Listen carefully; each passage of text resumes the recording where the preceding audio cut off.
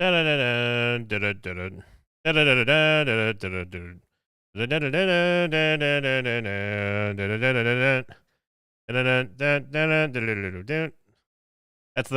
the intro we came up with, Coach.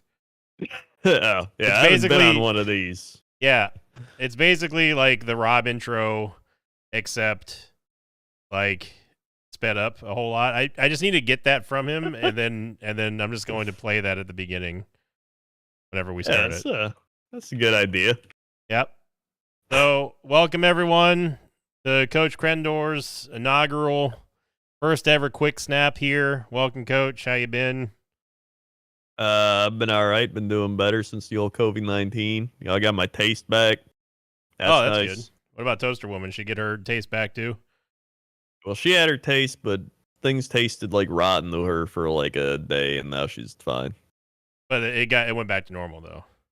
Yeah. Okay. And then I actually had some stuff taste rotten yesterday because I watched the Packer game. Yep. So that was. There was a lot of rotten football today, Coach, and yesterday, and the day before, and the day before. Yeah, sure was. Welcome, everyone, to another live quick snap. For those of you joining us live here on the Three Guys Talking About Football podcast channel, we're going to try to keep up with doing these pretty much every single Monday and possibly Thursday night. So 2 quick snaps during the middle of the week, or Rock Hard Robs, or whatever crazy name that we're talking about. Whoa, Rock Hard Robs, what? Yeah, you got to listen to the first quick snap. It's something. It doesn't matter. So if you if you all are enjoying these quick snaps, make sure you click the like button here on YouTube. It's the best way to support our channel and help it grow within the algorithm, whatever. And we're going to be talking about the trade deadline roundup here as it comes to a close tomorrow, along with the Bengals just getting absolutely shellacked by the Browns in a horrible game. And also, there goes my lock that I didn't even want to lock, but that's what I get for being nice. That is what you get for being nice. Like I said, never be nice. Yep. Yeah, I actually had Joe Burrow start this week in fantasy, so that was good. Yeah, how'd that go? Yeah, at halftime, he was at -4. Nice. So you would have been better off just leaving him on the bench at halftime. Well, yeah, at halftime. He ended up getting 11 points. I could have started Dak and got 28, which I'm probably going to start Dak going forward at this rate with no Jamar Chase out there.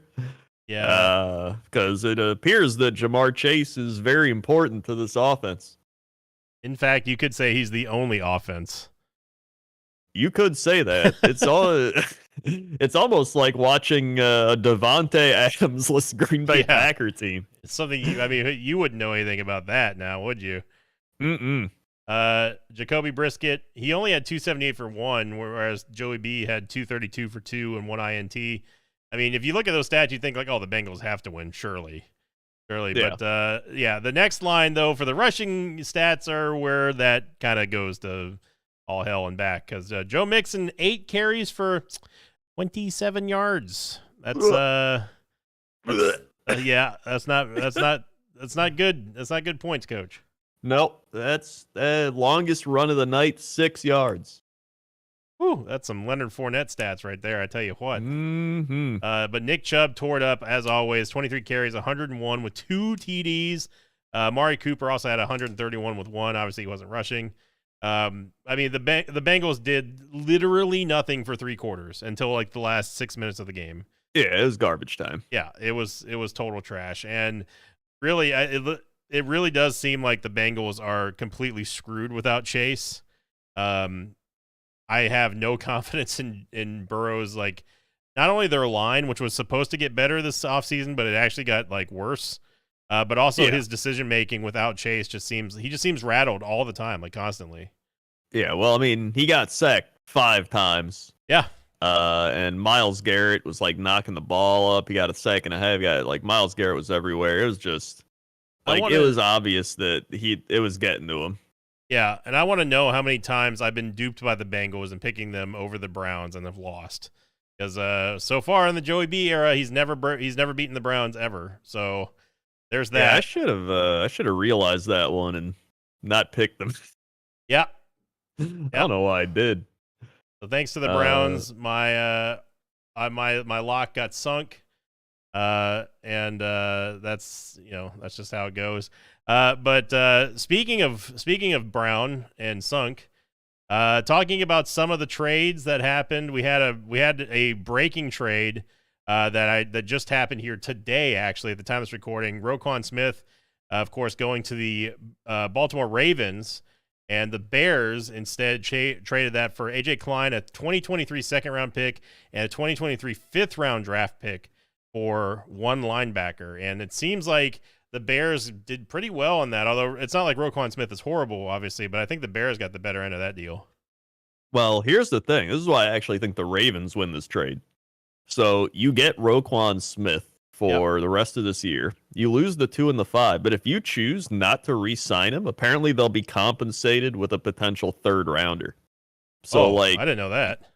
Yeah, they can get a potential third rounder because it's like they trade, they don't sign him, they lost draft. It's something like that, and so they would potentially get a third round. So it's like you give up the 2 and the 5, but you get a third. So and you get Roquan Smith for the rest of the year. Yeah. That's only if they choose not to re-sign him. They might re-sign him, and then they wouldn't get anything. Well, I didn't see that conditional compensatory clause here, so I'm just looking at the actual trade. So then I'd say the Ravens absolutely went best that, because let's say they get something they need right now, and then if it just doesn't work out, or if they just hate him or whatever, you get a third round. I mean, that's insane. Yeah, but I have a feeling they're gonna sign. Well, actually, I don't know the Ravens cap situations. Maybe not, but but Roquan Smith fits the Ravens defense more than the Bears. So, yeah. Well, fitting the Bears defense is like they just gave up 50 points to the Cowboys. Yeah. Other trades that happened. Another big one that we'll probably be talking about tomorrow on the main podcast was the Kadarius Toney trade, which surprised a lot of people. Going to Kansas City, and that's a scary, scary pairing with Mahomes. Obviously trying to compensate for the fact they lost Tyreek Hill over in the offseason. Kansas City gets Kadarius Toney, and the Giants get a third-round compensatory draft pick and a sixth-round draft pick in next year's, the 2023 draft. Again, I think that he was underutilized in New York, and I think he's going to blossom with Mahomes over there. I mean, yeah, if you can't blossom in the Chiefs' offense, then you should get out of the NFL. Yeah, exactly. But I like Kadarius Toney. I think that that's a much better pairing for him, and I think the Chiefs end up ultimately winning out on that, because he's such a young player. Like he is going to turn into a nightmare, I think, for the AFC. He hasn't caught a touchdown yet, right? Yeah, no, he's done basically nothing for the Giants this year. So, which is why I said he's underutilized for sure. Yeah, that's crazy. But I do think that the Chiefs are gonna walk away ahead out of that one. Another trade deal here was for Robert Quinn, the defensive end. Yep. For the Bears going to the Eagles. They're having a fire sale over there. Yeah. They're basically just scrapping the defense and hoping that Justin Fields can take everything. Yeah. And Chicago receives a 2023 fourth-round draft pick for that one. The Cowboys receives Jonathan Hankins, a defensive tackle, and a 2024 seventh-round draft pick for the Raiders' 2023 sixth-round draft pick. So they're trying to beef up the D-line there in Big D. And then, of course, we also already talked about, after the Breece Hall injury, the James Robinson trade from the Jacksonville Jaguars to New York. And Jacksonville receives a conditional sixth-round draft pick. I think, honestly, the Jets made out like a bandit on that one, because James Robinson's good. And they needed something badly. And, Joe Douglas we talked about it on this last week's podcast, where, I am really impressed with how much moving around that the Jets are doing in such a great speed.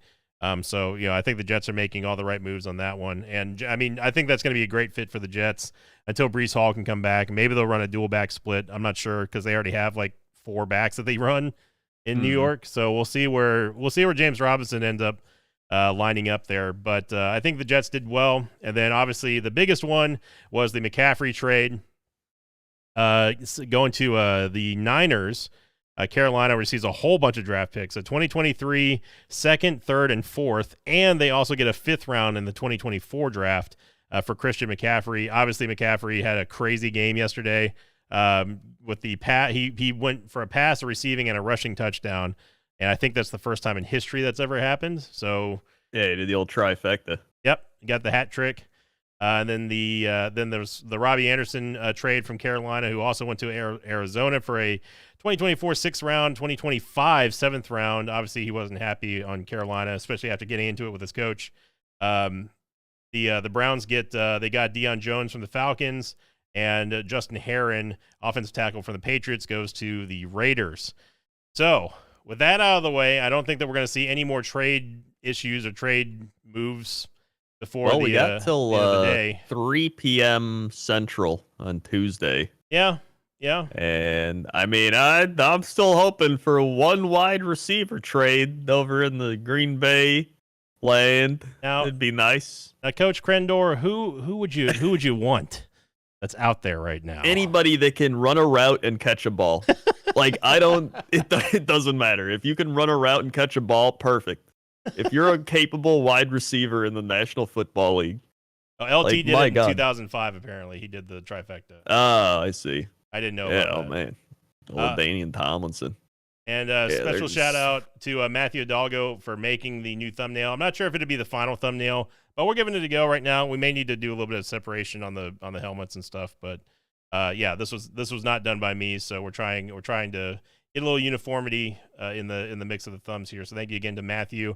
And again, anyone watching this live, or if you're watching this post live, make sure you click the like button. We really would appreciate it. It does go a long way with supporting our channel here and growing the podcast, growing our reach and all that kind of good stuff. That way we can, maybe start making a few cents on these videos eventually.